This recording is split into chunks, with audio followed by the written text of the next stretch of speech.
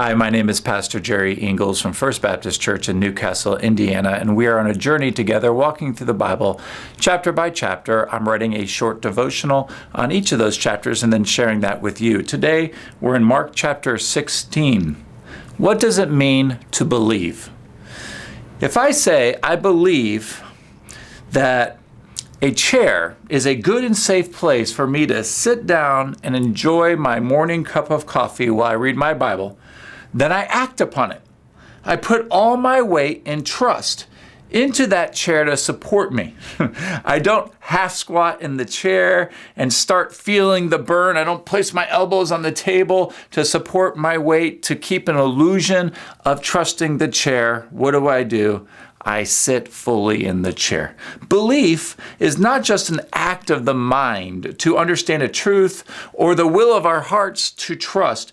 Biblical belief requires the work of God in us to act upon what our minds and our hearts say is true.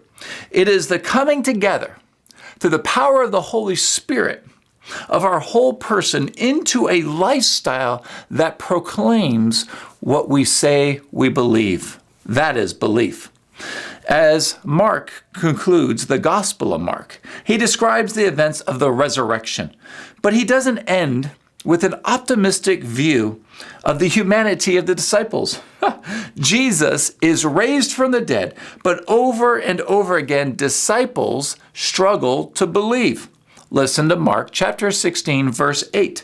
And they went out and fled from the tomb, for trembling and astonishment had seized them, and they said nothing to anyone, for they were afraid. Mark continues to say to the disciples, they would not believe in verse 11. And then again in verse 13, they did not believe. Jesus gave these eyewitness personal encounters, but the disciples would not believe. Seize the moment and pray that the Holy Spirit will work in you to align your lifestyle from the inside out to the teachings of Jesus Christ. The evidence of belief is not displayed in what building you find yourself sitting on a Sunday morning, and that's more true than ever, but in how you live for Jesus every day, all week long. Don't get distracted from being the church. Shine His light. Seize the moment.